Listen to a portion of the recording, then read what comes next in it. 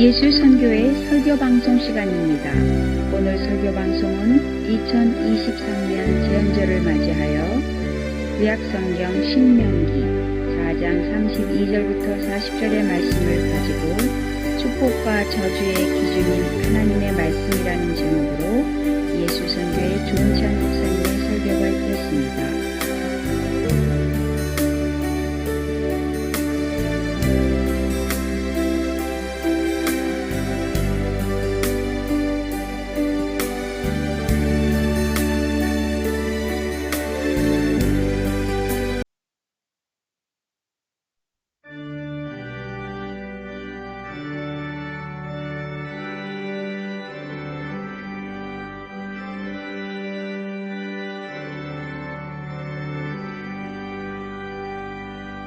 찬양 성부 성자 성령 성삼위 일체계 영원 무궁하기까지 영광을 돌리세 영광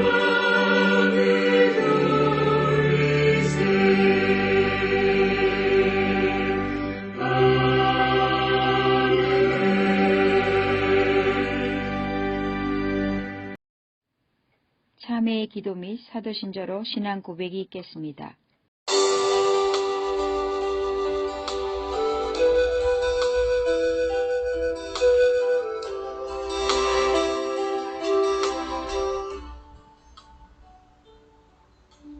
다 같이 참회의 기도 및 사도신조로 신앙 고백 드리겠습니다.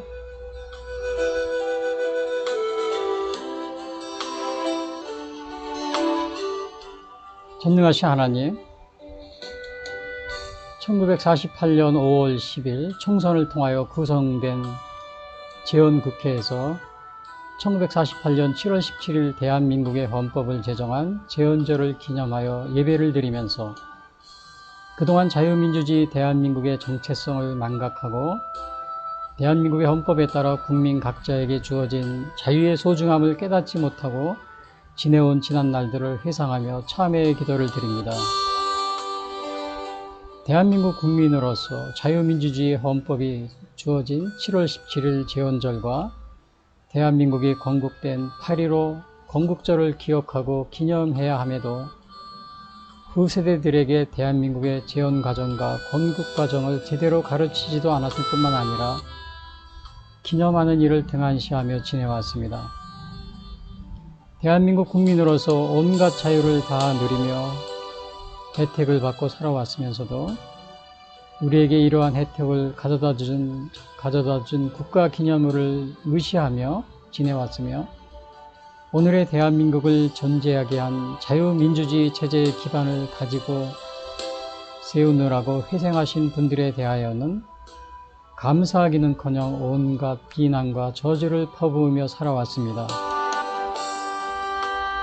모세 선지자는 세상을 떠나기 전 모압 평지에서 이스라엘 신세대들에게 어려운 가운데 기적과 이사로서 이스라엘을 애굽의 노예에서 해방시켜 주신 하나님의 은혜를 잊지 말라고 당부하였습니다. 그리고 가나안에 들어가서는 하나님의 계명을 지켜야 하지만 하나님이 주시는 복을 받아 누릴 수 있음도 알려주었습니다. 오늘 대한민국 국민으로서 초기 이승만 대통령은 하나님의 말씀에 기반하여 자유민주주의 헌법을 제정하여 공포함으로써 대한민국이 하나님의 복을 받아 누리는 국가가 되기를 염원하였습니다.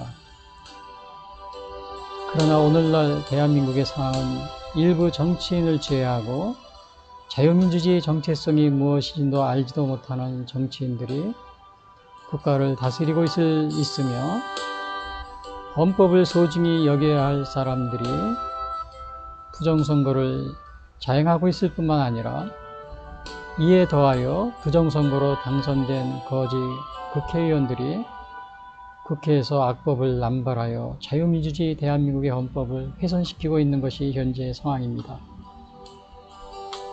오늘 제헌절을 맞이하면서 드리는 이 예배에서 그동안 우리에게 자유를 허락하여 인간의 기본 권리를 누릴 수 있게 해주신 제헌절 헌법의 중요성을 깨닫지 못하고 살아온 지난 날들과 헌법기관인 국회가 타락한 정치인들과 공무원들에 의해 자행된 부정선거로 당선된 국회의원들에 의하여 자유민주주의 헌법이 훼손되는 것에 대하여 침묵하며 방관하며 지내온 지난 날들을 돌아보며 참회의 기도를 드립니다.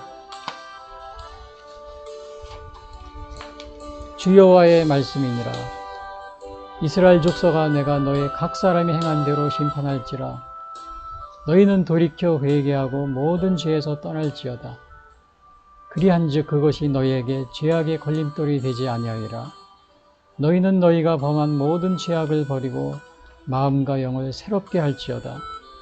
이스라엘 족속아, 너희가 어찌하여 죽고자 하느냐. 주 여호와의 말씀이니라. 죽을 자가 죽는 것도 내가 기뻐하지 아니하노니 너희는 스스로 돌이키고 살지니라. 아멘. 우리 다 같이 사도신조로 신앙 고백 드리겠습니다.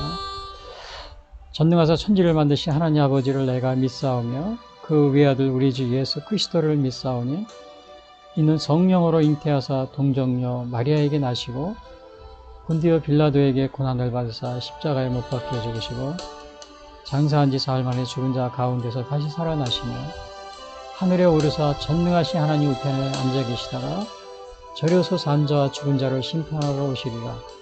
성령을 믿사오며 거룩한 공예와 성도가 서로 교통하는 것과 죄를 사하여 주시는 것과 몸이 다시 사는 것과 영원히 사는 것을 믿사옵나이다. 아멘.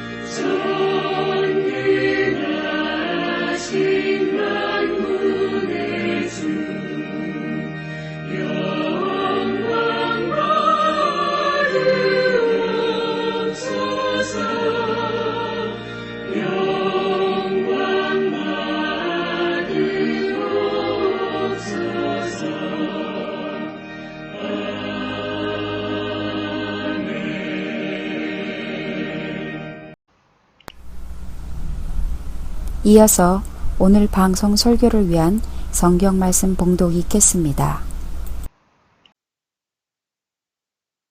이런 일을 들은 적이 있었느냐? 어떤 국민이 불 가운데서 말씀하시는 하나님의 음성을 너처럼 듣고 생존하였느냐?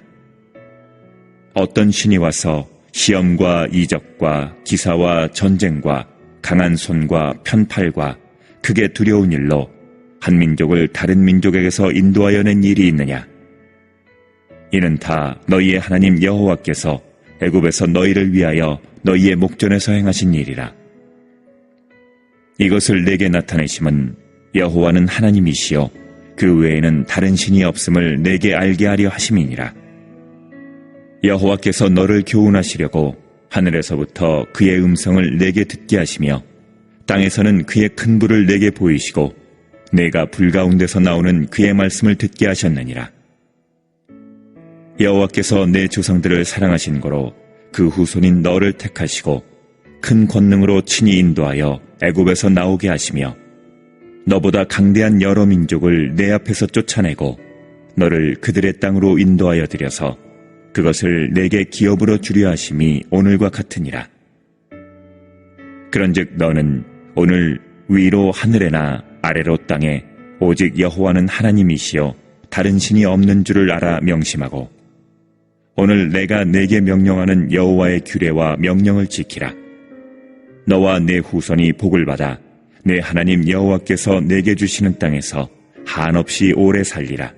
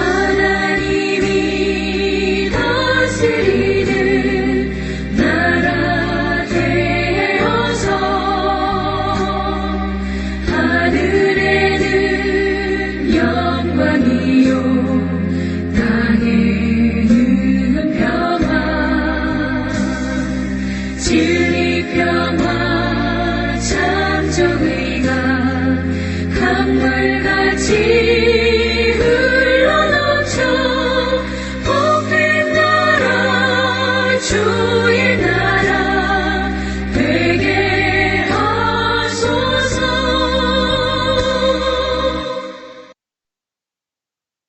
오늘은 제헌절을 맞이해서 구약성경 신명기 4장 32절부터 40절 말씀 가지고 축복과 저주의 기준이 하나님의 법이라는 제목으로 말씀드리겠습니다.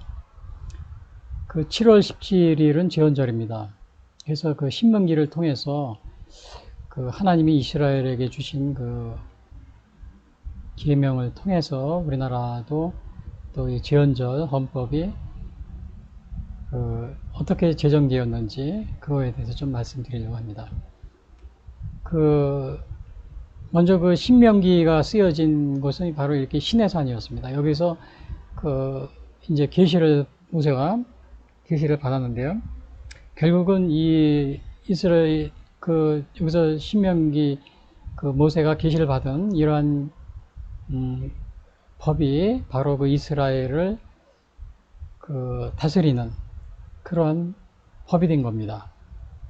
그래서 제가 오늘 이렇게 신명기를 제가 이렇게 보게 됐고요. 또 이렇게 시내산, 이 법과 관련이 되어 있는 것이기 때문에 제가 시내산을 이렇게 좀 앞에서 보여드리고 있습니다.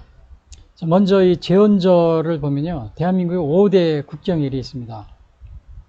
이 5대 국경일이 뭐냐면 3.1절, 제헌절, 광복절, 개천절, 한글날 이렇게 되어 있는데 이 중에서 아마 다 휴일인데 제헌절만 공휴일이 아닙니다. 좀 그게 아쉬운데요.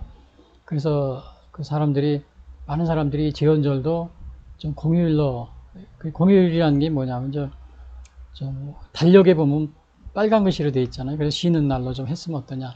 이렇게 생각하는 사람들이 국민들이 한 70% 이상이 그렇게 했으면 이렇게 원하고 있는 것을 보게 됩니다.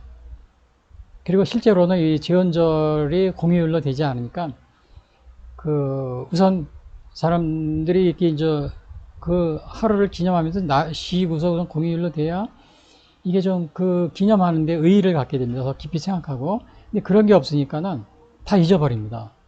그래서 요즘에 여기 아마 요거 공휴일로 제외된 지가 한 20년 정도 되는데요. 2006년이니까 15년 정도 되는데, 그리고 보니까 요즘에 젊은 학생들은 다 이 제헌절에 대해서 잘 모르고 있습니다. 또 이거 좀 아쉬운 것 중에 하나가 강복절인데, 강복절 날이 사실은 건국절하고 같은 날이거든요. 그래서 이거를 강복절과 건국절 이렇게 했으면 좋은데, 이 건국절을 또 빼놨어요.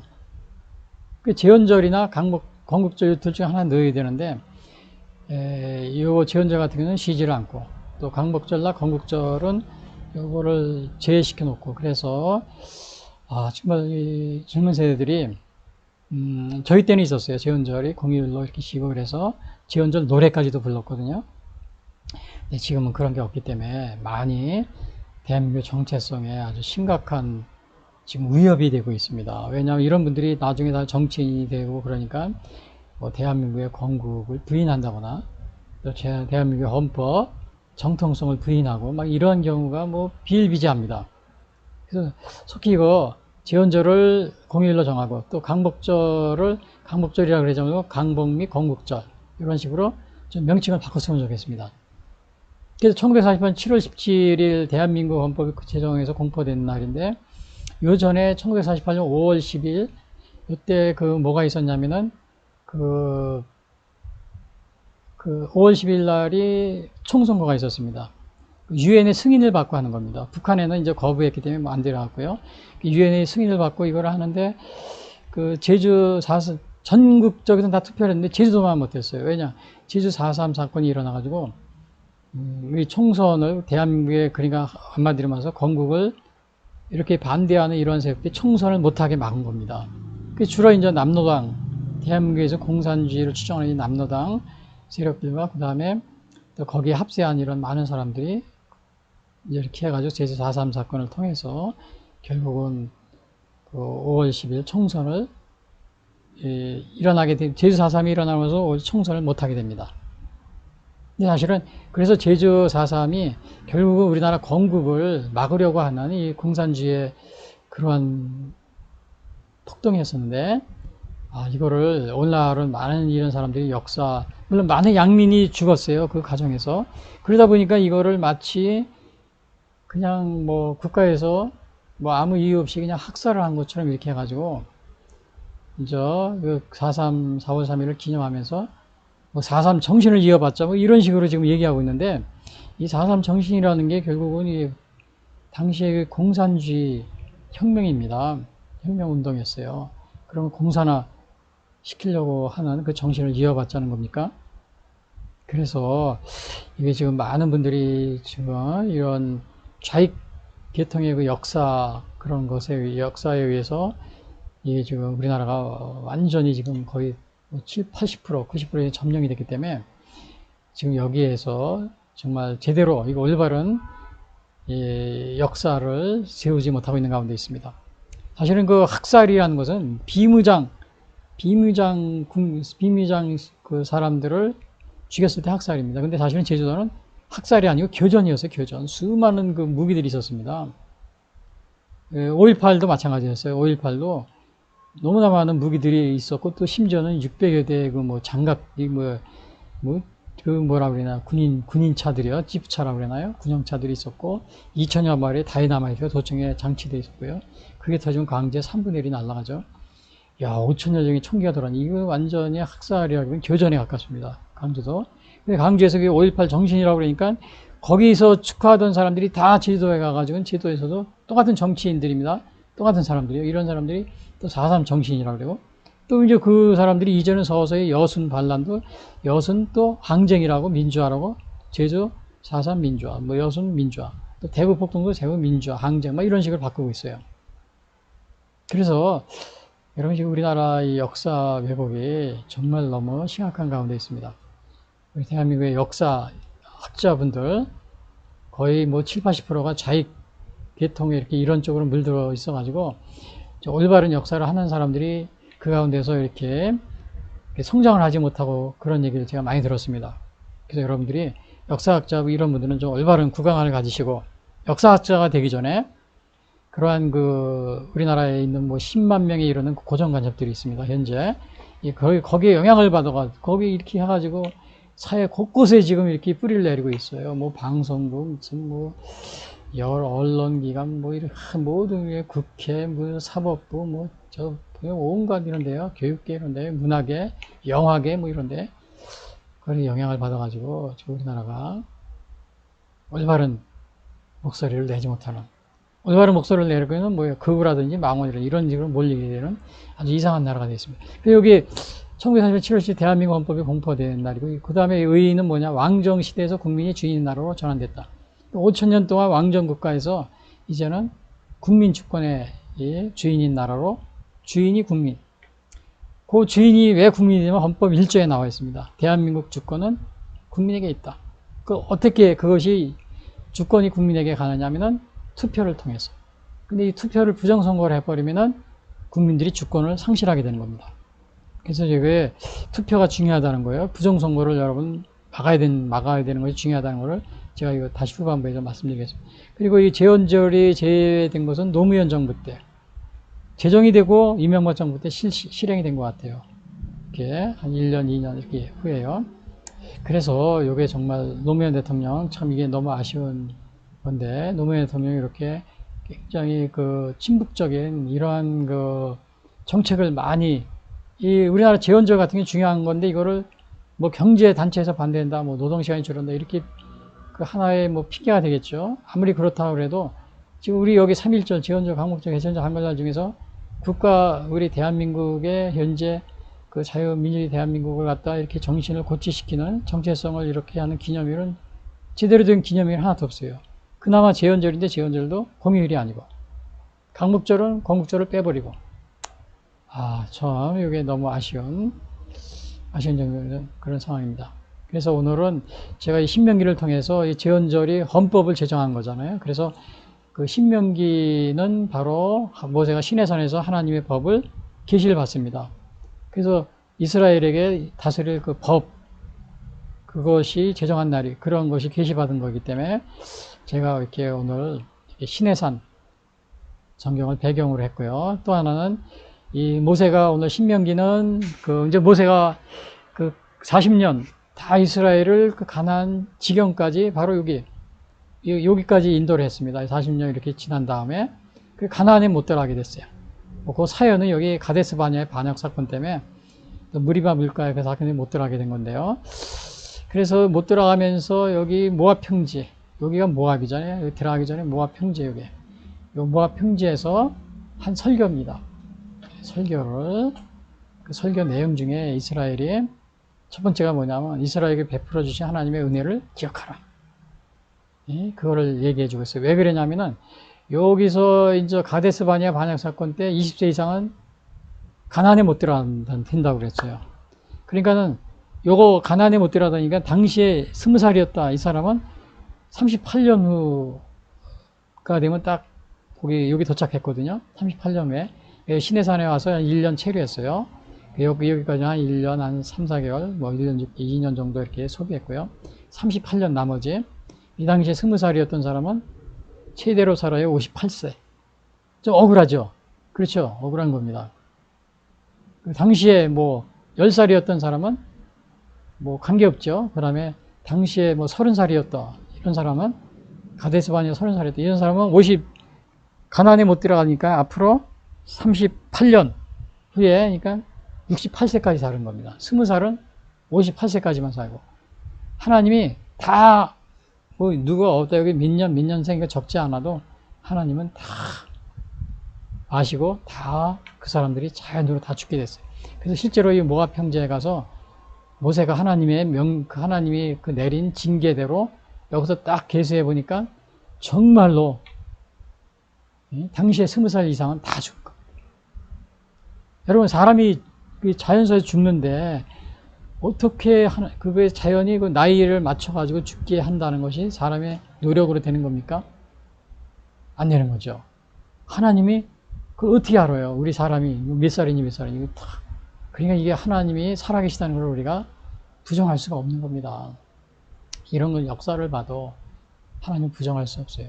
어떻게 하나님이 아시고 다 이때 20살 이상은 요 앞에 가서 다 세상을 뜨게 다 떴습니다. 다시 인구조사를 해보니까 참 기가 막히죠. 이 사람은 몇 살이다. 우리가 뭐 알아서 만약에 이렇게 너는 죽어야 돼 이렇게 계산해야 되잖아요. 다 이름표 달고 생년월일. 근데 하나님은 그런 거 안 했는데 어떻게 다 아시고. 그래서 이거 하나님은 살아계시다는 하나님이라는 겁니다. 그래서 제가 뒤에서도 말씀드리지만 우리 하나님을 우리가 정말 믿을 수밖에 없는 살아계시다는 것을 이렇게 고백하지 않을 수 없는 것들이 뒤에 계속 나옵니다. 그래서 여기 보면 첫 번째는 이스라엘에게 왜 그러면 이러한 은혜를 베풀어 주셨느냐? 이것은 하나님의 이스라엘에게 은혜를 베풀어 주셨어요. 이렇게 정말 그 베풀어 주신 은혜가 뭐냐 하면 여기에 32절, 34절, 36절, 38절에 나옵니다. 그래서 여기 32절에 보시면은 제가 읽어드릴게요. 내가 있기 전 하나님이 사람을 세상에 창조하신 날부터 지금까지 지나간 날을 상고하여 보라. 하늘 이 끝에서 저 끝까지 이런 큰 일이 있었느냐? 이런 일을 들은 적이 있었느냐? 지금 모세가 이제 마지막 모세는 여기 모압 평지에 여기 와가지고는 못 들어간다고 하나님이 이미 모세한테 벌을 내리셨어요. 여기 가데스 바냐에서 물가에서 잘못해가지고 모세는 못 들어가죠. 근데 20살 이상은 다 죽었잖아요. MZ 세대라고 그러죠. MZ 세대, 2세들. 근데 이 세들은 출애굽한 거 이런 거 뭐 모르는 사람도 많아요. 홍해수 가르고 이런 거 뭐 광해의 기적 이런 거 모르는 사람도 많아요. 모세가 그 사람 젊은 세대들을 놓고 얘기하는 겁니다. 내가 있기 전 하나님이 사람을 세상에 창조하신 날부터 지금까지 지나간 날을 상고하여 보라. 지나간 애굽에서 출애굽하고 또 광야에서 생활한 이런 걸 기억하라는 겁니다. 하늘 이 끝에서 저 끝까지 이런 큰 일이 있었느냐? 이런 일을 들은 적이 있었느냐? 자, 이거는 애굽에서 나올 때 그냥 그 10가지 기적. 그 10가지 기적은요. 세상에 어느 신이 그러한 기적을 행하는 기적이 있었습니까? 솔직히 여러분 주위에 많은 종교들이 있잖아요. 그 종교 중에서 우리 출애굽할 때 하나님이 행하신 10가지 기적과 같은 그러한 놀라운 기사와 이적을 행한 종교가 있습니까? 찾아보세요. 위기해 보세요. 없습니다. 또 장자가 죽는데 어떻게 각 집마다 가축에서부터 모든 사람의 예급에 장자가 죽게 하는 뭐 거기다 뭐 이름표를 장자라고 이름표를 쓰고 그게 붙여놓은 것도 아닌데 아까 여기에서도 20세 이상은 다 죽는다 그랬는데 하나님이 어떻게 하시고 다 여기 와서 인구조사하니까 다 죽었어요. 뭐 여기다 몇 년도 생년을 적은 것도 아닌데 예? 그리고 여기서도 마찬가지예요. 이거 상고해보라 이런 일을 들은 적이 있느냐? 여러분 이게 들은 적 없죠? 들은 적이 없습니다. 이게 상고해보라 지난 일을 상고해보라. 우리도 지나간 대한민국 그 건국하기 전에 여러 가지 많은 어려움이 있었어요. 여러분 그런 거 우리도 잊지 말아야 됩니다. 뭐 우리 조선이 멸망하기 전에 그때부터 보면 병인양요 프랑스하고 함대하고 싸운 거 있죠. 그 다음에 신미양요 미국 함대하고 싸웠죠. 고종 8년에 갑심정병, 동학혁명, 농민전쟁 뭐 이런 거에 수도 없이 그리고 또 을사조약 뭐 이런 거 있었죠. 한일합병 되고요. 일본 식민이 되고 또 그 주에 3.1운동 일어났고 또 임시정부를 또 세웠고요. 또 무장 독립운동 1920년대에 막 일어났죠. 그 다음에 이제 8.15 해방이 돼가지고 또 우리 건국을 하기 위해서 어려운 가운데 건국하려고 막 바등바등 하다가 또 이 총선을 반대하는 4.3 사건이 일어났죠. 그리고 이제 여순 반란 또 이런 게 만약에 4.3을 진압을 못했으면 우리나라 총선도 못했고 오늘날 제헌절 이거 기념도 없습니다. 제헌절 이거 없으면 우리나라 대한민국도 없었던 거고요. 근데 이제 이러한 여순 반란, 대구폭동 그래가지고 또 3.15 또 부정선거 있었고 4.19 이거 또 5.16 군사 쿠데타 나중에 역사학자들은 혁명으로 평가를 내리고 있어요. 군사 쿠데타 했죠. 5.16 군사 혁명. 자 그리고 뭐 계속 와가지고 최근에는 뭐 촛불혁명이라는데 또 많은 사람들이 최근에 와서 이거 5년 지나고 나서 보니까 이건 촛불혁명이 아니라 촛불 쿠데타였다. 범난이었다. 뭐 사법 범난이었다. 촛불 쿠데타 이런 식으로 좀 평가하는 사람들이 많이 있습니다. 야 이런 가운데 정말 지난 그 촛불 혁명, 촛불 쿠데타라고 평가하는데 이 촛불 쿠데타 이런 것에 의해서 우리나라가 지난 5년간은 얼마나 어려웠습니까? 국가가 정말 공산화되느냐 안 되느냐 그러한 국가 자살의 위기에서 가까스로 살아남아서 지금까지 이렇게 명명을 유지하고 있는 게 야 이게 정말 하나님의 은혜가 아니면 불가능한 일이었습니다. 여기 봐요. 내가 있기 전 하나님의 사람을 세상에 창조하신 날부터 하나님이 지나간 날을 상고하고 하늘 이 끝에 저 끝까지 이런 일이 큰 일이 있었느냐 이런 일을 들은 적이 있었느냐 야 이게 뭐 대한민국한테 하는 얘기 같아요. 대한민국 오늘날 우리에게 하는 얘기 같아요. 그리고 여기 어떤 국민이 불가운데서 말씀하시는 하나님의 음성을 너처럼 듣고 생존하였느냐 이게 뭐냐면요 또 여기 3~4절 어떤 신이 와서 시험과 이적과 기사와 전쟁과 강한 손과 편팔과 크고 두려운 일로 한 민족을 다른 민족에서 인도하여 낸 일이 있느냐 야 200만이나 되는 이 거대한 이 민족을 이 사람들이요 하나님이 홍해수를 가르면서 기적을 행하면서 인도해요. 여러분 이러한 것이 있습니까? 없습니다. 이런 게 없어요.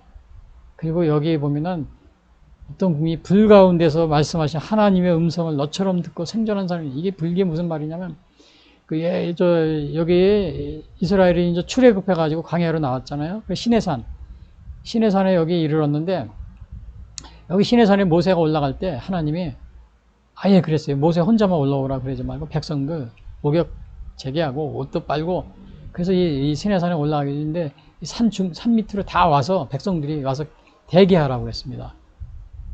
하나님이 그때 이 대기하고 있을 때 이 하나님이 그때 여기서 하나님이 강림합니다. 여기 나오죠. 출애굽 19장.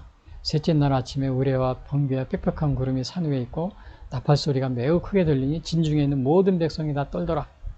모세가 하나님을 맞으려고 백성을 거느리고 진에서 나오며 그들이 산기슭에서 서 있는데 시내산의 연기가 자욱하니 여호와께서 불 가운데서 거기 강림하심이라.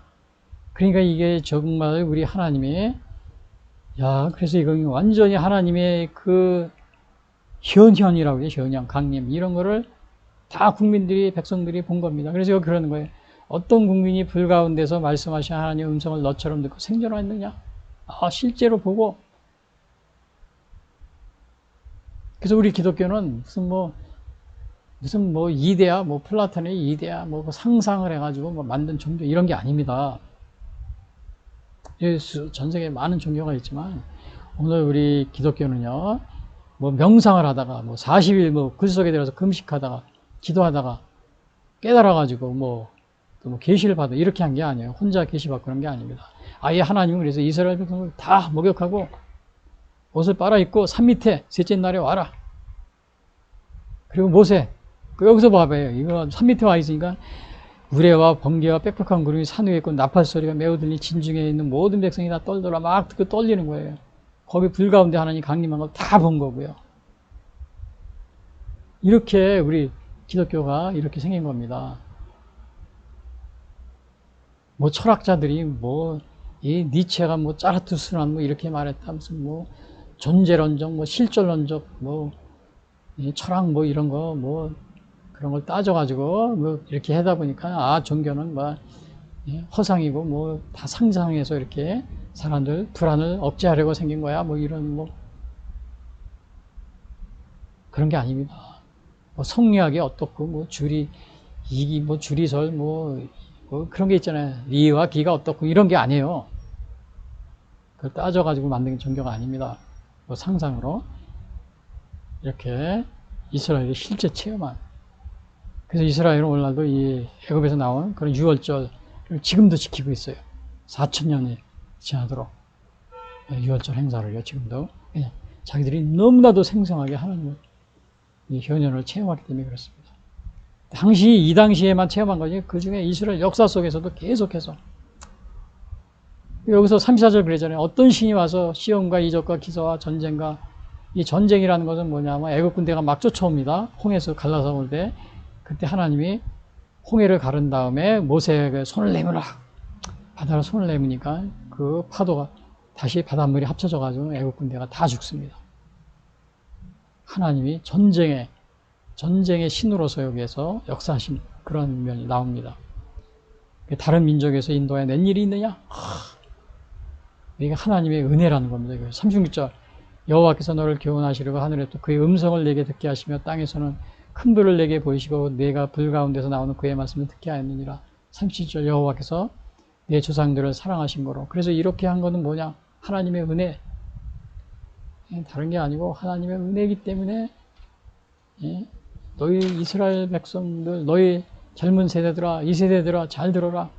오늘날도 우리나라도 보면은 이제는 지금 이게 6.25 전쟁을 일본 식민지 시대를 겪었거나 아니면 6.25 전쟁을 체험한 이러한 사람들이 다 세상을 떴습니다. 떴고 그러니까 이 세대들이 어떻게 돼요? 공산주의가 뭔지 또 간첩이 뭔지 또 지금 우리나라에 이렇게 정말 이게 고정 간첩이 있어가지고 또 사회 곳곳에 이렇게 자유민주주의 체제를 막 이렇게 해체하려고 막 선동하고 이런 거를 전혀 눈치 못 채고 있는 겁니다. 눈치 못 채요.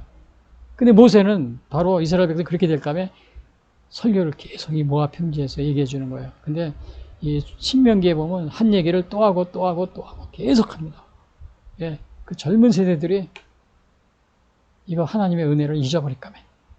여기서도 뭐라고 해요? 여호와께서 내 조상들을 사랑하신 거로 얘들아, 젊은이들아, 젊은 세대들이요. 모세는 120세가 넘었잖아. 다 이 땅에 이제 젊은 세대. 하나님이 여러 조상들을 사랑하셨습니다. 그래서 여러분들을 이렇게 구해주시고 인도해 주신 겁니다. 그걸 꼭 잊지 마세요. 아브라함과 이삭, 야곱에게 약속한 게 있었잖아요. 여기서도 7절에서 그럽니다. 이렇게 은혜를 베푼 것은 너희들이 예뻐서 또 잘나서 그런 게 아니다. 그걸 얘기해 주고 있어요. 신명기 7장 7절. 여호와께서 너희를 기뻐하시고 너희를 택하시면 너희가 다른 민족보다 수여가 많기 때문이 아니니라. 너희는 오히려 모든 민족 중에 가장 적으니라. 여호와께서 다만 너희를 사랑하심으로 말미암아 또는 너희 조상들에게 하신 맹세를 지키려 하심으로 말미암아 자기의 권능의 손으로 너희를 인도하여 내시되 너희를 그 정되었던 집에서 애굽 왕 바로의 손에서 속량하신다. 그러니까 이스라엘 백성들이 뭐 특별하게 뛰어나고 수요도 많고 그런 게 아니라는 겁니다. 하나님의 사랑, 그리고 그 조상 아브라함과 이삭, 야곱, 또 다윗 왕 이렇게 약속한 게 있기 때문에 그것으로 말미암아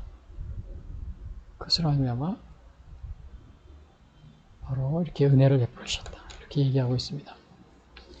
여러분, 사실 우리 대한민국도 우리 제헌절, 오늘 제헌절이니까 좀 말씀드리지만, 제헌절 처음에 그 이승만 대통령이 이 제헌절을 이렇게 하면서 맨 처음 한 것이 기도였습니다. 그리고 뭘 어떻게 고백을 했냐? 이렇게 우리가 그 어려운 가운데서도 이 나라에 이렇게 다시 세울 수 있는 기틀을 마련하고 또 이렇게 제헌절을 맞이하게 된 것은 하나님의 은혜입니다. 이거를 분명하게 선포를 했습니다. 그리고 기도로서 그 국회의원 중에 그 목사님이 있었어요. 그러니까 목사님이 이 중에 없느냐고 이렇게 물어보고 있다고 목사님 기도해라. 그래서 기도로서 이렇게 시작을 했습니다. 그것이 우리나라 국회 속기록에 그 기록이 남아 있습니다. 여러분, 혹시 지금 우리나라가 수많은 그동안에 건국 이래 많은 어려움이 있잖아요. 그리고도 지금도 이렇게 정말 우리가 나라를 유지할 수 있는 것은 바로 정말 우리 민족의 수요가 많기 때문입니까? 수요도 많지 않잖아요. 또 우리나라가 커서 그럽니까? 아니에요. 단지 하나님의 사랑. 그리고 우리 그 일본 식민지 시대 또 그 전에 이 나라에서 하나님 복음을 전하다 순교하신 수많은 사람들, 그런 사람들의 하나님의 맹세, 약속, 우리 조상들하고 그러한 얼마 되지 않지만, 오래되지 않았지만 그러한 약속 때문에 그런 거 우리가 지금 이렇게 유지하고 있는 것이 아닌가, 이런 생각이 들 때가 많이 있습니다. 그래서 여기에 38절 보면 너보다 강대한 여러 민족을 네 앞에서 쫓아내고 너를 그들의 땅으로 인도하여 들여서 그것을 내게 기업으로 주려 하시면 오늘날 같으니라. 그래서 이제는 모세가 여기 정말 여기 모압 평지에서 이제 거기서 죽게 됩니다. 못 들어가고. 그러나 앞으로 가나안에 들어가면 그 땅도 여러분들에게 그 땅을 줄 건데, 그것에 있는 족속 굉장히 강대한 여러 민족이지만 하나님이 다 물리치고 여러분들에게 그 땅을 기업으로 주실 겁니다. 이렇게 얘기를 하고 있어요. 이렇게 하나님의 은혜였다는 사실. 오늘 우리 대한민국의 제헌절을 기념하면서 70년, 벌써 1948년 70 올해 며칠입니까? 70주기인가 그렇게 되죠. 70, 60 몇 주기예요. 아무튼 이렇게 지금까지도 이렇게 우리나라가 또 발전하고 또 이렇게 계속해서 우리 국가를 유지할 수 있었던 것, 하나님의 사랑과 은혜, 또 우리 얼마 오래되지 않았지만, 물론 천주교회는 더 오래됐어요. 그 수많은 그 회생, 또 우리 개신교 많은 선교사들과 또 신앙인들의 그러한 희생, 그런 헌신 때문 아닌지, 우리 여러분 하나님의 은혜를 꼭 잊지 말고 여러분 생각하시는 여러분이 되시길 바랍니다. 그리고 두 번째는 뭐냐면은, 우리가 기억해야 될 것은 이렇게 이스라엘이 하나님의 은혜로서 그 해방된 거예요. 나라를 이루게 되는 겁니다. 시내산에서 율법을 받아서 결국 그게 법이 됐잖아요. 그 마찬가지로 또 여기서 두 번째는 여호와는 하나님이시요 그 외에 왜 이렇게 하나님의 은혜를 베풀으시냐? 다른 신이 없으면 알게 하려고 그렇게 하나님의 은혜를 베풀으셨다는 겁니다. 그래서 이거 부분을 제가 본문을 길지 않으니까 이거는 좀 읽어드릴게요. 35절. 이것을 내게 나타내시면 여호와는 하나님이시요 그 외에는 다른 신이 없음을 내게 알게 하려 하심이니라. 그런즉 너는 오늘 위로 하늘에나 아래로 땅에 오직 여호와는 하나님이시요 다른 신이 없는 줄 알아 명심하고. 자, 이것이 왜 이런 은혜를 베풀어 주셨느냐, 또 이런 계시를 통해서 법을 주셨느냐? 다른 신이 없는 것을 알게 하려고. 다른 신이 없는 것을. 여기 35절. 이것을 내게 나타나시면 여호와는 하나님이시요 그 외에는 다른 신이 없음을 내게 알게 하려 하심이라. 이것을 알게 하려 하신다고 그랬어요. 그래서 오늘 정말 우리가 물론 이제 오늘날 전 세계적으로 수많은 신들이 있습니다. 근데 제가 우리 대한민국에도 큰 대표적인 종교들이 또 있잖아요. 또 그런 종교들이 나쁘다는 거 아닙니다. 좋은 교훈을 많이 가르치고 있어요. 또 물론 종교는 아니지만 뭐 유교 같은 것도 좋은 교훈 아주 그냥 우리 본받을 게 많이 있습니다. 그러나 그렇다 하더라도 정말 이 온 우주를 다스리는 이 하나님은 다른 신이 없고 오직 한 분 하나님밖에 없다는 이 사실을 여기서 말하고 있는 겁니다. 정말 우리 대한민국에 계신 이 다른 종교를 믿으시는 분들한테 좀 죄송합니다만, 그러나 정말 이 우주를 창조하시고 또 이 세계에 오직 하나님 외에 다른 신이 없다, 이렇게 선포하는 것에 대해서 뭐 다른 종교를 믿으시는 분들은 기분 나빠 하실 수도 있겠지만, 그러나 오늘 성경에서 이것을 분명히 증거가 있다는 사실을 여기서 보게 됩니다. 그래서 신명기 6장 4절에도 그럽니다. 이스라엘아 들으라, 우리 하나님 여호와는 오직 유일한 여호와시니 너는 마음을 다하고 뜻을 다하고 힘을 다하여 네 하나님 여호와를 사랑하라. 자, 유일한 하나님이라고 했어요. 그 다음에 이사야서 44장에도 그럽니다. 6절, 이스라엘의 왕인 여호와 이스라엘의 구원자이신 만군의 여호와가 이같이 말하노라, 나는 처음이요 나는 마지막이라, 나 외에 다른 신이 없느니라. 자, 이사야 44장 6절에서 다른 신이 없다. 십계명 출애굽기 23장 3절, 너는 나 외에 다른 신들을 내게 두지 말라. 그래서 이거는 하나님이 유일한 신이라는 것을 여기서 선포하고 있습니다. 그래서 이스라엘 백성들은 이렇게 하나님이 이거를 신해산 계명을 통해서 또 항상 이렇게 이렇게 하나님의 법을 알려줬는데도 이거를 불순종하게 됩니다. 예? 불순종하게 돼요. 그래서 이스라엘이 그거에 대해서 불순종한 사실이 이 광야 때에 나타납니다. 이 모세가 시내산에 이렇게 계시를 받으러 올라갔잖아요. 십계명을. 근데 40일 걸렸습니다. 내려오질 않으니까 밑에서 기다리는 사람이, 야, 이 모세 선지자님 죽은 거야? 어떻게 된 거야? 막 그러면서 자기들끼리 모여가지고 이 금송아지를 만들어서 거기에 섬기게 됩니다. 그때 이게 하나님께서 여기에서 모세에게 이런 말을 하십니다. 출애굽기 32장. 여호와께서 모세에게 이르시되 너는 내려가라. 네가 애굽 땅에서 인도하여 낸 네 백성이 부패하였도다. 그들이 내가 그들에게 명령한 길을 속히 떠나 자기를 위해서 그 송아지를 두어 만들고 그것을 예배하며 그것에게 제물을 드리며 말하기를, 이스라엘아 이는 너희를 애굽 땅에서 인도하여 낸 너의 신이라 하였도다. 그래가지고는 이 당시에 이렇게 이것으로 인해서 이스라엘 많은 사람들이 정말 벌을 받게 됩니다. 많은 사람이 죽게 됐죠. 그래서 오늘 그래서 여기는 뭐라고 했어요? 그런즉 너는 오늘 위로 하늘에나 아래나 땅에 오직 여호와는 하나님이시 다른 신은 없는 줄 알아 명심하라 그랬어요. 다른 신은 없는 줄 알아 명심하라. 그러니까 이거는 첫 번째는 뭐였어요? 이스라엘 베풀으신 하나님의 은혜. 여기 은혜가 있는데 이 왜 은혜를 베풀어 주셨느냐? 다른 신이 없는 줄을 알게 하려고, 그거를 알게 하기 위해서 이렇게 은혜를 베풀어 주셨다는 겁니다. 오늘날 정말 이 종교다원주의 세대라고 그러죠. 수많은 종교가 있습니다. 그런데 이제 우리 종교 간에 그렇다고 해서 이 현재 같은 자유민주주의 국가에서 뭐 다른 종교가 와서 뭐 서로 싸우고 대적하고 이렇게 싸우거나 뭐 전쟁을 하고 이러면 안 되겠죠. 실제로는 인도와 파키스탄이 종교 때문에 실제로 인도와 같은 한 나라였었는데 이게 파키스탄 쪽은 이슬람, 또 인도 쪽은 힌두교 이게 강해가지고 결국은 아예 나라를 따로따로 이렇게 분립했다고 그럽니다. 그래서 우리가 뭐 그렇게 이게 뭐 우리 그 종교 간에 이렇게 서로 대립하고 싸우고 뭐 그런 거는 바람직한 게 아닙니다.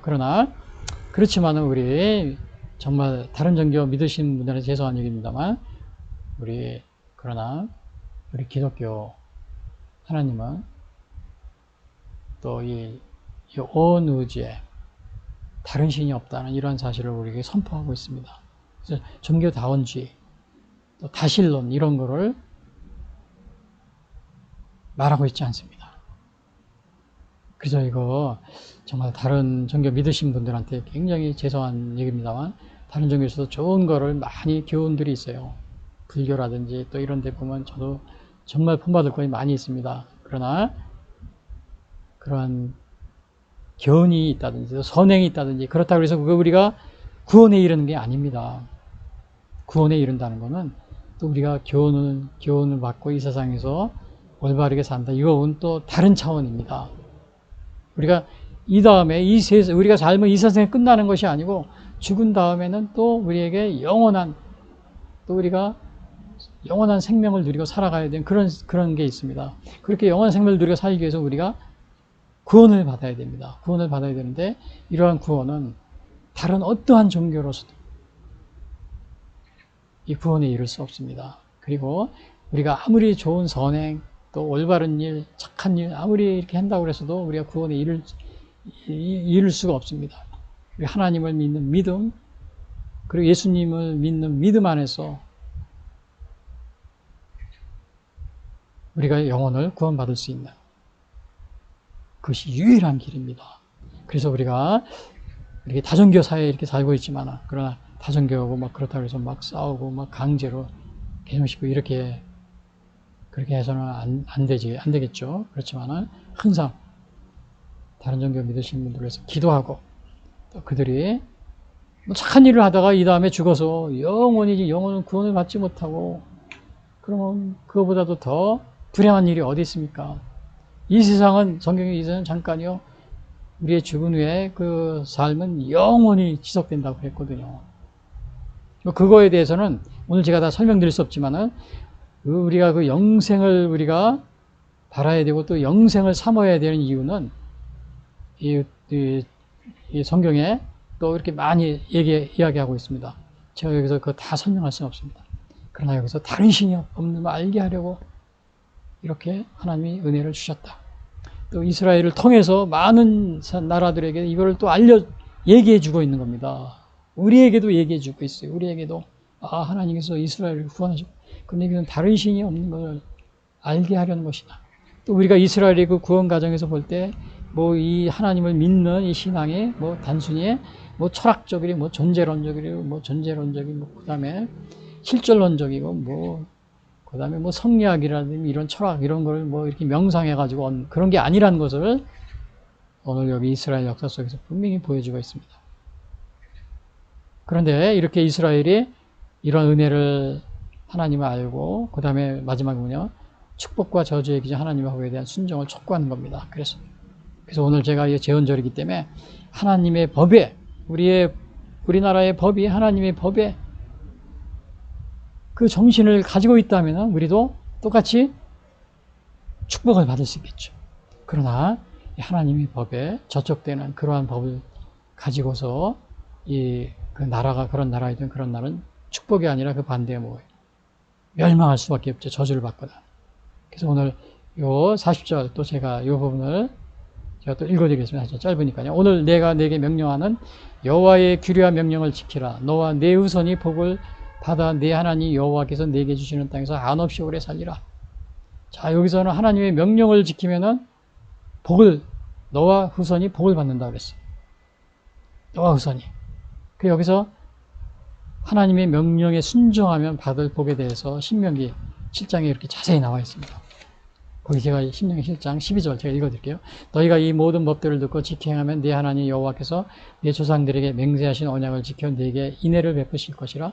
곧 너를 사랑하시고 복을 주사 너를 번성하게 하시되 네게 주리라고 네 조상들에게 맹세하신 땅에서 네 소생에게 은혜를 베푸시며 네 토지 소산과 곡식과 포도주와 기름을 풍성하게 하시고 내 소와 양을 번식하게 하시리니 네가 복을 받음이 만민보다 훨씬 더하여 너희 중에 남녀와 너희의 짐승의 암수에 생육하지 못함이 없을 것이며 여호와께서 또 모든 질병을 내게서 멀리하사 너희가 아는 애굽의 악질에 걸리지 않게 하시고 너를 미워하는 모든 자에게 걸리게 하실 것이라.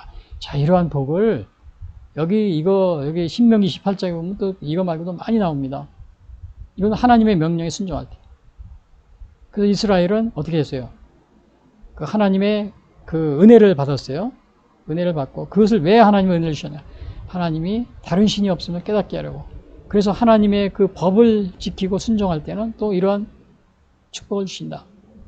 이걸 여기서 얘기해 주고 있습니다.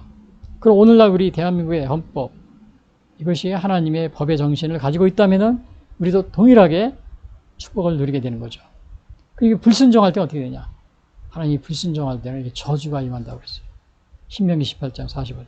네가 네 하나님 여호와의 말씀을 청종하지 아니고 네게 명령하신 그의 명령과 규례를 지키지 아니하므로 이 모든 저주가 네게 와서 너를 따르고 네게 이르러 마침내 너를 멸하리니 이 모든 저주가 너와 네 자손에게 영원히 있어서 표징과 훈계가 되리라.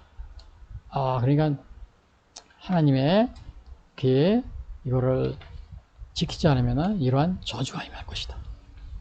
저주가 임한다고 그랬어요. 그럼 우리가 이렇게 하나님의 오늘날 우리나라 대한민국 헌법은 이렇게 하나님의 정신, 하나님의 법의 정신을 살려서 그 헌법을 제정하는데 초기에 많은 심혈을 기울였습니다. 왜냐하면 이승만 대통령이 바로 이렇게 제헌절 처음 시작할 때도 하나님의 은혜에 감사한다. 이걸 선포했습니다. 그리고 또 그 법의 정신이 거기에 배어 있는 가운데 우리 대한민국을 이렇게 헌법을 기초했다는 이 사실은 우리에게 매우 아주 행운입니다. 어떻게 보면 행운이에요. 이러한 것을 모르고 자기들 마음대로 하나님 없다. 그 다음에 막 하나님, 예수님 믿는 사람을 다 잡아 죽이고 막 이렇게 하면서 법을 만들어 놓은 저 북한은 어떻게 됐어요, 오늘날? 이 성경 말씀대로 어떻게 됐어요? 여기 보면은 축복이 아니라 이러한 하나님의 저주가 임하는 겁니다. 여기서도 보면은 이 축복에 뭐가 있어요? 독시, 토지, 소산과 곡식과 포도주와 기름을 풍성하게 하시고 또 뭐 너의 짐승에 뭐 이런 거 다, 그 다음에 뭐 이른비, 늦은비, 여기는 안 나왔지만 또 다른 데 보면 이른비, 늦은비, 햇빛 뭐 다 열매를 맺게 이런 것도 다 하나님의 축복이라고 그래요. 나옵니다. 나와요. 근데 우리 대한민국과 북한이 똑같이 출발했지만 여러분 비교해 보세요. 여러분 분명하게 드러나고 있지 않아요? 하나님의 법을, 정신을 이렇게 거역한 그러한 법을 제정해서 운영하는 나라와 또 하나님의 법의 정신을 살려서 운영하는 그 나라와 분명한 여기서 차이를 보여주고 있는 겁니다. 그래서 오늘 그러면 우리가 지금 헌법이 제정한 지가 1948년이니까 지금 2023년 뭐 70몇 년이 넘었어요. 그러면 지금 우리가 이 법을 또 입법기관이 어디예요? 국회잖아요. 이 국회에서 법을 막 제정하는데 이 하나님의 법의 정신에 어긋난 그런 것을 제정하고 자꾸 만들어내면 어떻게 되겠어요? 하나님의 축복이 아니라 뭘 받게? 저주를 받게 되는 겁니다. 죄와 점점 가까워지면 하나님 점점 멀어지게 되겠죠. 오늘날 대표적인 게 정말 서구 유럽이 기독교 먼저 이렇게 시작한 나라인데 미국도 그렇고 캐나다, 뭐 호주 이런데 그러나 좀 불행하고도 이런 나라들이 하나님의 법에 대한 이런 순종보다는 하나님을 반역하는 이러한 쪽의 법을 계속 만들어내고 있습니다. 왜냐? 하나님을 경외하는 이러한 사람들이 정치인이나 이러한 사람들이 다 이제 물러나고 계속적인 하나님의 법을 이러한 하나님의 법에 순종하지 않는 이러한 사람, 신앙이 없는 이러한 사람들이 다 정치인 뭐 이런 각 요소에서 이렇게 차지하게 됨으로써 점점 타락하게 되는 겁니다. 그러면 하나님이 축복 대신에 뭐가 저주가 임하겠죠. 결국은 여기서 뭐라 했어요? 멸망하리라 그랬죠. 너희를 멸하리니. 점점 지나지면 나중에 나라가 멸망하는 겁니다. 지금 서구 유럽과 미국, 캐나다, 선진국 이거 좀 여러분들이 정신을 차리고 하나님의 법, 정신을 여러분들의 법에 꼭 실천할 수 있도록 하시고 또 악법이 입법되지 못하도록 여러분들이 적극적으로 막아야 바로 그 나라의 미래가 보장되는 겁니다. 하나님의 축복이 없이는 여러분 어느 나라, 어느 개인도 설 수가 없습니다. 여러분이 뭐 하늘에서 이렇게 비가 내리고 뭐 햇빛이 비추고 뭐 농작물이 잘 되고 이런 게 그냥 거저되는 게 아닙니다. 거저되는 게 아니에요. 여기 보세요. 여기서 신명기 7장 12절 하늘의 조상의 그 은혜를 베푸시며 내 토지 소산과 곡식과 포도주와 기름을 풍성하게 하시고 내 소와 양을 번식하게 하시고 지금 여러분이 생각할 때 이게 무슨 소리야? 내가 열심히 곡식 포도주 열심히 일해가지고 한 건데 뭐 하나님이 뭐 풍성하게 해줘 이런 게 어딨어? 이렇게 생각할 분이 있겠지만은 이런 게 다 하나님의 은혜랑 복이라는 겁니다. 복이에요.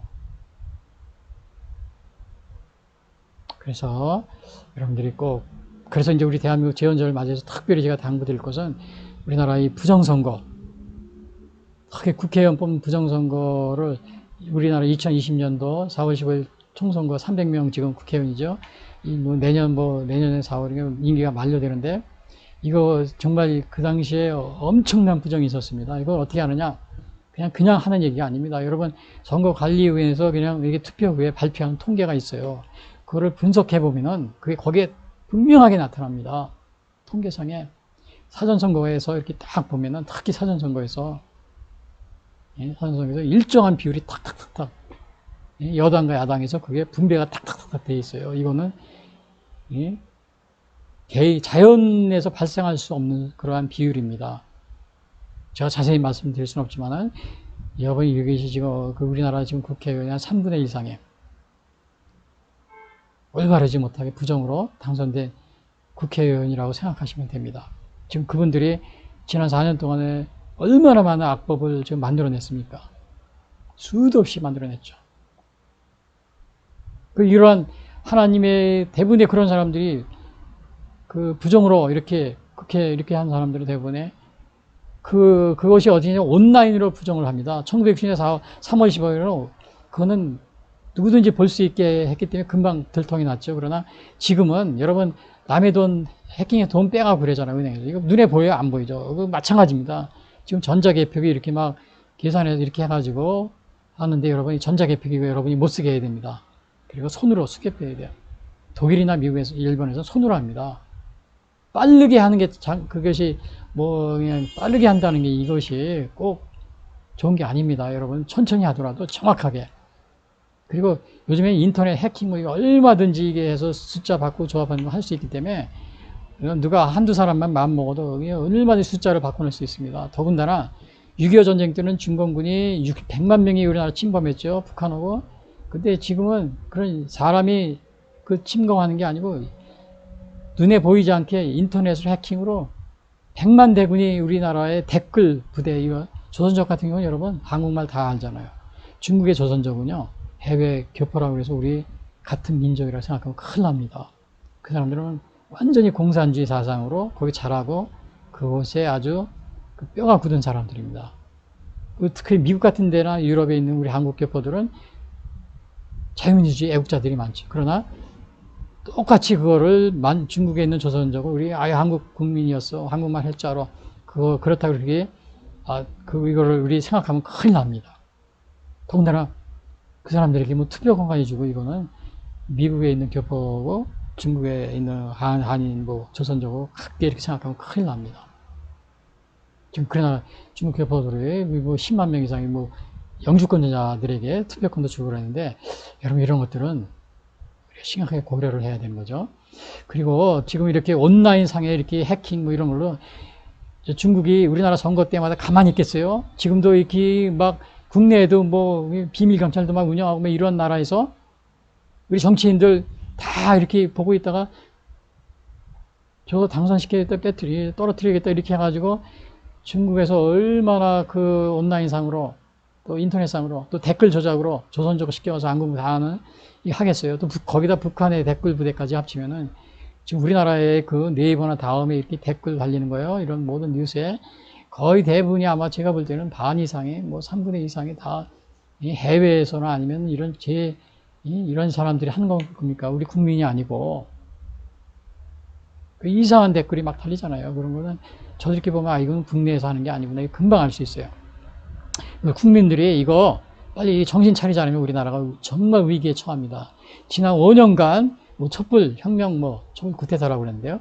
거기에서 이렇게 그 후에 우리가 정말 이렇게 나라를 지킬 수 있는 게 정말 이게 그러한 위기 속에서 있었는데, 이게 나라가 지금 유지된다니 기적입니다. 기적. 이건 정말 오늘 이스라엘에게 말한 것처럼 하나님의 은혜입니다. 은혜. 그리고 우리 여기 선조들, 너희 조상들의 믿음 때문에 너희 나라가 커서 인구가 많아서 하나님이 사랑한 게 아니라 그랬잖아요. 너의 조상하고 맹세한 것이 있어서 너희를 사랑하기 영국으로 수요가 많아서 그런 게 아니고 정말 우리 대한민국이 바로 정말 그러한 상황에 정말 있었기 때문에 하나님이 우리나라를 지금 유지시켜 주시지 않은가. 그래서 오늘도 이렇게 제헌절을 기념할 수 있게 된 것이 아닌가. 정말 촛불 그 쿠데타 이후로는 우리나라가 굉장히 공산화에 의해 거의 80%, 90% 막 이 나라의 위기에 처해 있었습니다. 여러분들은 감이 안 잡히시죠? 자, 우리 목사님들 특히 더 깨어서 기도해야 될 줄 압니다. 그래서 지금까지 이거 요약을 해서 말씀드리면은, 이렇습니다. 첫 번째는 뭐냐면은, 제헌절 기념으로서 축복과 저주의 기준이 하나님의 법 이렇게 했는데, 그 신명기입니다. 그래서 제 신해산 율법, 그걸 제가 이제 통해서 오늘 우리나라 헌법에 대해서 말씀드렸는데, 아무튼 이스라엘에게 하나님이 은혜를 베풀어 주셨어요. 그리고 왜 베풀어 주셨느냐, 두 번째. 하나님이 왜 다른 신이 없는 걸 알게 하려고. 그래서 오늘날 우리 대한민국에도 하나님이 은혜를 베풀어 주신 거나 마찬가지. 그런 생각이 들어요. 은혜를 베풀어 주셨다. 또 우리는 지금 다종교 사회에 살고 있어요. 그러나 여러분들이 다른 신이 없음을 꾸준히 우리가 전도하고 또 기도해야 됩니다. 그냥 이것은 착한 일을 하고 좋은 일을 하고 이게 문제가 아닙니다. 다른 종교 분들에 죄송합니다. 좋은 일 많이 하시는 거예요. 그게 문제가 아니고 우리가 영혼 구원의 문제이기 때문에 계속해서 우리가 기도하고 그래야 됩니다. 그리고 이 축복과 저주의 기준이 하나님의 법에 대한 이 순종을 촉구했는데 이스라엘에게 바로 오늘날 우리의 제헌절 헌법이 정말 다행스럽게도 초기에 이승만 대통령 이 기독교 그 신앙에 의해서 또 하나님께 감사하면서 처음에 시작을 하고 또 기도를 했다는 사실, 하나님을 감사하는 정말 이것은 그러한 그 하나님의 정말 축복 속에 축복을 받을 수 있는 그러한 아주 하나님의 은혜 가운데 시작했다는 사실. 그런데 이러한 그 하나님의 법에 정신을 구현한 이 우리나라 헌법이 그러나 이제 국회의원들에서 이 재입법이 되잖아요. 계속 입법을 하잖아요, 지금도. 근데 이 국회의원들이 만약에 부정선거로 그러니까 이루어져 가지고 잘못된 정치인들이 들어오면 어떻게 돼요? 국회. 우리나라가 헌법이 파괴되겠죠. 훼손되고. 그래서 이거를 막기 위해서는 어떻게 돼요? 우리 제헌절 날 특별히 제가 당부하는 것은 부정선거. 이거를 내년 4월 15일 그리고 지난 2020년 4월 15일 어마어마한 부정선거가 일어났어요. 3.15 부정선거는 부정선거도 아니에요. 그거예요. 여러분이 제가 뭐 이상한 소리나 뭐 그렇게 생각하지 마시고 오늘날 빨리 가서 그 헌법 관리, 그 선거관리위원회에서 발표한 그 통계를 분석해 보세요. 완전 100%, 200% 완전 부정선거입니다. 그거 눈에 안 보이면은 그건 초등학생도 이렇게 판별을 할 수가 있습니다. 근데 그런 걸 얘기를 하는데 뭐 그런 걸 가지고 무슨 뭐 음모론이다 그거다 이렇게 말하면은 우리가 정상적인 사람이 아니라고 생각할 수 있습니다. 정상적인 사람이 아니에요. 그래서 오늘 제가 제헌절을 맞이하면서 하나님의 법의 정신을 가지고 있는 우리 대한민국 헌법 계속 지키기 위해서는 우리 부정선거, 특히 부정선거로 당선되는 사람이 대개 이 중국 공산당과 또 북한의 이 선거 개입으로 인해서 거기에 관련이 됩니다. 그럼 자연히 우리나라가 어떻게 돼요? 그런 사람, 정치인들이 많이 들어오게 되면 우리나라 공산화가 되는 겁니다. 중국 공산이 6.25 때 100만 대군, 북한이 이렇게 해서 했지만 지금은 그렇게 못 하잖아요. 그러니까 어떻게 하겠어요? 인터넷과 온라인상으로 댓글로 막 그냥 우리나라에 혼란시키는 겁니다. 가깝게는 2020년 4월 15일. 그 전에 북한이 또 중국 공산당이 가만히 있을 리가 없겠죠? 여러분 깨어서 우리 제헌절날 이걸 꼭 여러분이 명심하시 이 나라 헌법을 사수하시는 여러분이 되시길 바랍니다.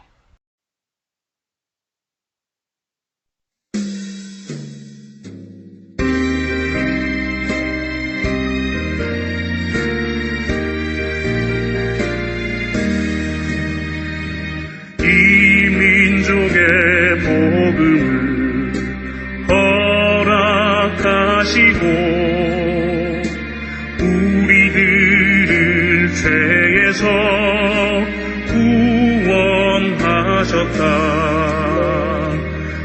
우리나라 복 주시고 높이 세우신 살아계신 하나님의 놀라우신 은혜 한반도의 수려한 산과 들에서 우리 결의 하나로 힘써 나가세 우리 너로 멈추시고 높이 세우시 살아계신 하나님의 놀라우신 은혜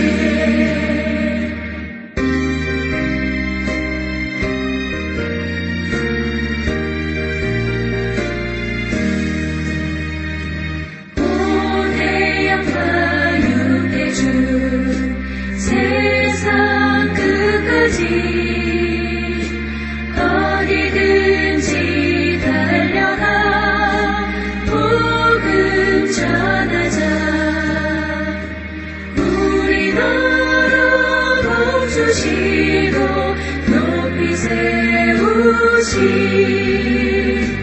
살아계신 하나님의 놀라우신 은혜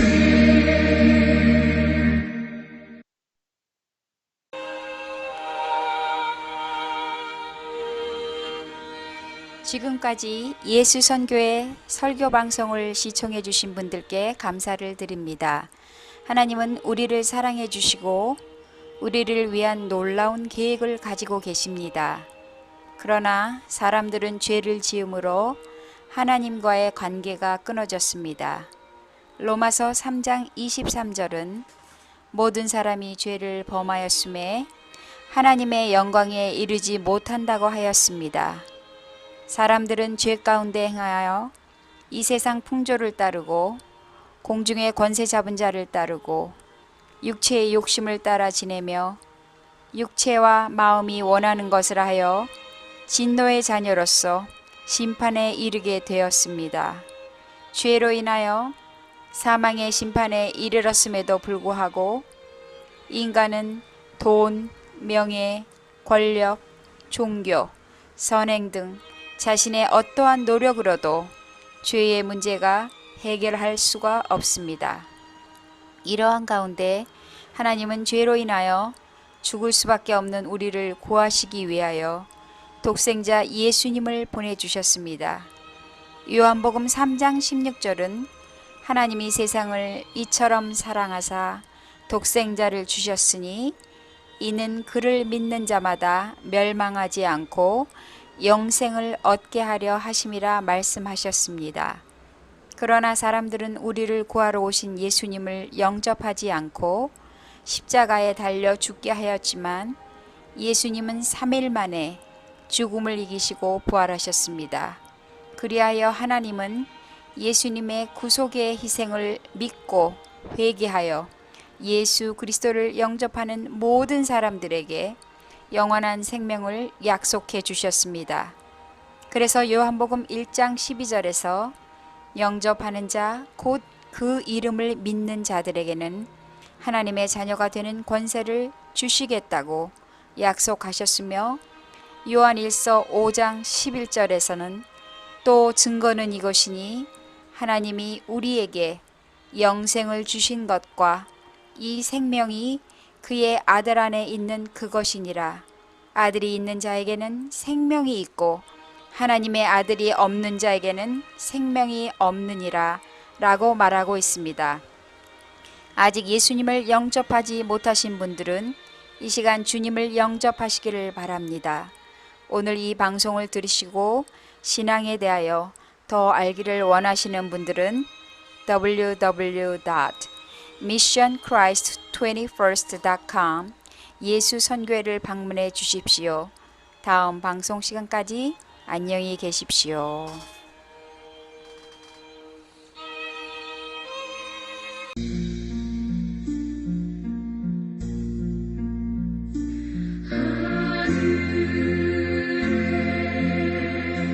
계신 아버지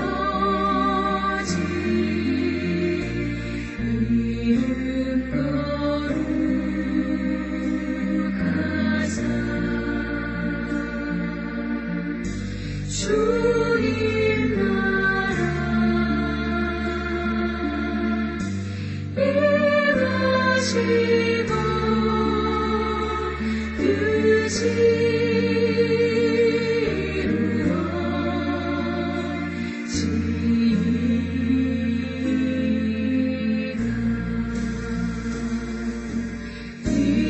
일용할 양식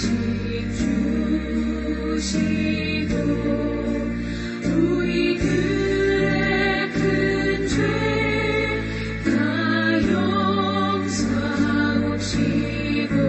또 시험에 들게 마시고 악에서 구원